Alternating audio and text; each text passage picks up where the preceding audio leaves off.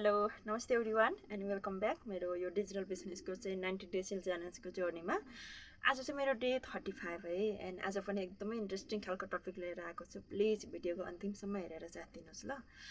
आजको मेरो टपिक रहेको छ कि यो जर्नीमा मैले आउने नेगेटिभ फिडब्याक्सहरूलाई चाहिँ कसरी म्यानेज गरेर अगाडि बढिरहेको छु भन्ने छ हैन। अभियसली हामीले जुनसुकै प्लेटफर्ममा जाउँ न, जब होस् बिजनेस हो या एनिथिङ न्यू स्टार्ट गर्दाखेरि यस्तो फिडब्याकहरू चाहिँ सुन्नै पर्दो रहेछ क्या हैन। सबैजनाले चाहिँ पोजिटिभली सपोर्ट गरिदिनुहुन्न है।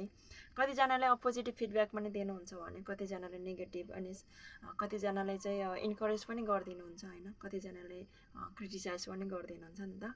र मैले पनि यो जर्नीमा अगाडि बढ्दाखेरि यस्तो कुराहरू चाहिँ फेस गर्दै आइराखेको छु कि धेरैजनाले भन्नुहुन्छ यो त रियल बिजनेस होइन, फेक हो, अनलाइनमा यति धेरै राम्रो पोटेन्सियल भएको बिजनेस कसरी सम्भव हुन्छ भन्नुहुन्छ कि। तर रियालिटी त यही हो यो बिजनेसको। त्यही भएर त हामी धेरैजना बच्चाको ममहरू होइन जो फाइनेन्सियली फ्रिडम हुन सकिरहेको छैन, बिजी प्यारेन्ट्सहरू या जब होल्डरै भएर पनि अब फाइनेन्सियली फ्रिडम हुन नसकेर चाहिँ आफ्नो ड्रिम लाइफ पुरा गर्न सकिराख्नु भएको छैन भने उहाँहरू सबैजना जोइन भएर चाहिँ उहाँले टोटल्ली आफ्नो लाइफ चाहिँ चेन्ज गरिसक्नु भएको छ कि। जतिजनाले बिजनेसलाई ट्रस्ट गर्नुभयो होइन, र जतिजनाले ट्रस्ट गर्नुभएको छैन। हिजो मैले बिजनेस स्टार्ट गर्दाखेरि तिमी पनि नजाऊ है, फसिन्छौ, आफ्नो टाइम मात्र लस गरिराखेको छौ भनेर धेरैजनाले भन्नुहुन्थ्यो नि। उहाँहरू आज सायद त्यही ठाउँमा हुनुहुन्छ या मेरो प्रोग्रेस देखेर उहाँको पनि माइन्डसेट चेन्ज हुँदैछ, मलाई थाहा छैन होइन। तर म चाहिँ आज धेरै अगाडि आइसकेँ होइन, धेरै माथि आफूलाई चाहिँ बिल्ड गरिसकेँ होइन। अहिले आफूलाई यो स्थानमा पाउँदाखेरि धेरै खुसी लाग्छ कि है। अब त्यस्तो फिडब्याकहरू चाहिँ कति धेरै आउँछ कि, तर मैले चाहिँ त्यो कुराहरूलाई के गर्छु भने टोटल्ली इग्नोर गरिदिन्छु कि। मैले सुरुमा स्टार्टिङमा चाहिँ धेरै कुराहरू सुनेको छु होइन। अनि मैले उहाँहरूलाई चाहिँ बिजनेस त्यस्तो होइन, बिजनेस एकदम रियल छ, लङ टर्मवाला बिजनेस हो, यसको पोटेन्सियल राम्रो छ, तपाईँले जोइन गर्नुभयो भने एकदम राम्रो छ भन्दाखेरि उहाँहरूलाई मैले जति बुझाउन खोजे पनि बुझ्नु भएन नि त। त्यसपछि चाहिँ मलाई कस्तो लाग्यो भने है, we can control people's opinions के, but we can control our response. त्यस पछाडि उनीहरूलाई चाहिँ सम्झाउने यस्तो त्यस्तो भन्नुभन्दा पनि बरु आफ्नो गोलमा फोकस गर्नु रहेछ भन्ने कुरा चाहिँ बुझेँ होइन। उनीहरूको लागि त्यो टाइम वेस्ट गर्नुभन्दा, आफ्नो इनर्जी चाहिँ खेर फाल्नुभन्दा त्यो उनीहरूको कुरा चाहिँ नसुने जस्तो गर्ने, अनि त्यो कुरा इनर्जीलाई चाहिँ बरु आफ्नो बिजनेसमा आफ्नो प्रोग्रेसको लागि होइन, आफ्नो बिजनेस ग्रोथ गर्नको लागि चाहिँ युज गर्ने गर्छु। सक्सेस माइन्डसेटले हामीले जहिले पनि भन्छ कि be fool and be hungry. आफ्नो गोल एचिभ गर्नु छ भने होइन, आफूलाई सक्सेस बनाउनु छ भने, आफूलाई चाहिँ अगाडि बढ्नु छ भने be fool and be hungry. आफ्नो सपनाको लागि चाहिँ भोको बन, पागल बन भन्छ कि। अब चाहिँ म त्यो स्टेजमा आइसकेको मान्छे हो।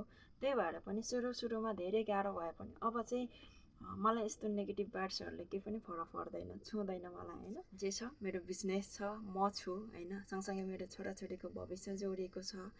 र मैले चाहिँ यो बिजनेसलाई अगाडि बढाउनको लागि जति समय दिन सक्छु, प्रोग्रेसमा जति ध्यान दिन सक्छु होइन, त्यति मेरो बिजनेसले मलाई पनि दिने हो है। त्यही भएर पनि मैले यो जर्नीमा चाहिँ एउटा कुरा सिकेँ कि अरूको फिडब्याकलाई सुनेर, अरूको ओपिनियनहरूलाई सुनेर आफूलाई डिमोटिभेट गर्नुभन्दा चाहिँ होइन, बरु आफ्नो गोलमा फोकस भएर अगाडि बढ्नु रहेछ कि। आफूलाई नै सेल्फ मोटिभेट गरेर अगाडि बढ्न सक्यो भने एक न एक दिन हामी अवश्य चेन्ज गर्न सक्छौँ आफ्नो लाइफ स्टाइललाई होइन, आफ्नो माइन्डसेटलाई नै पनि। र हामी अगाडि बढेको देखिसकेपछि, हाम्रो प्रोग्रेस भएको देखेपछि उनीहरूको पनि बरु बिस्तारै माइन्डसेटहरू चाहिँ चेन्ज हुने रहेछ।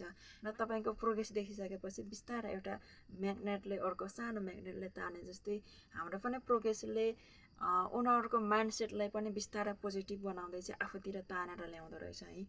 त्यही भएर पनि भन्छु होइन, तपाईँ चाहे बिजनेस जर्नीमा हुनुहोस् या आफ्नो जबमा या त आफ्नो समथिङ केही गरिराख्नु भएको छ भने यस्तो नेगेटिभ फिडब्याकहरूबाट चाहिँ टोटल्ली टाढै रहनुहोस्। बिजनेस स्टार्ट गर्दाखेरि जतिजनाले पनि यो बिजनेस स्टार्ट नगर तिमी पनि फसिन सक्छौ, तिम्रो समय मात्र खेर जान्छ भनेको बेलामा उनीहरूको कुरा सुनेर म ब्याक भएको भए म पनि त्यही ठाउँमा हुन्थेँ होला होइन। तर आज गाउँमै बसेर 2जना बच्चाको मम होइन, फार्मिङ पनि गरिराखेको छु, फ्यामिलीको रेस्पोन्सिबिलिटी पनि, हरेक कुराहरूलाई चाहिँ सँगसँगै ब्यालेन्स गरेर यो एउटा एमेजिङ प्लेटफर्ममा चाहिँ यति मजाले इन्जोय गर्न पाउँदाखेरि म यति धेरै ह्याप्पी छु। I can explain my happiness होइन। र अझै पनि तपाईँहरू चाहिँ यो बिजनेस रियल हो या फेक भनेर कन्फ्युजनमा हुनुहुन्छ भने सुरु गर्नको लागि कहिल्यै ढिला हुँदैन होइन। एकदमै real and legal business platform हो होइन। तपाईँले जहाँबाट पनि रन गर्न सक्नुहुन्छ, तपाईँलाई धेरै क्वालिफिकेसन पनि चाहिँदैन, ओन्ली बेसिक इङ्ग्लिस बुझ्नु भए पनि हुन्छ होइन। सँगसँगै पोजिटिभ माइन्डसेट चाहिँ लिएर आउनुपर्छ, लर्निङ माइन्डसेट चाहिँ। तपाईँलाई गाइडको लागि चाहिँ मेन्टर होइन, कोच, सँगसँगै एउटा यस्तो सपोर्टिभ कम्युनिटी छ जसको कारणले गर्दा यो बिजनेस जर्नीमा कहिले पनि एक्लो महसुस गर्नुपर्ने नै हुँदैन है।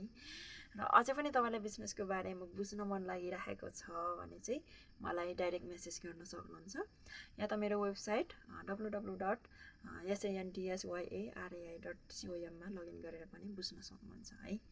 Thank you so much for watching my video. आजको लागि यति नै। हामी नेक्स्ट टपिक एन्ड नेक्स्ट भिडियोमा फेरि भेट्नेछौँ है त। By by.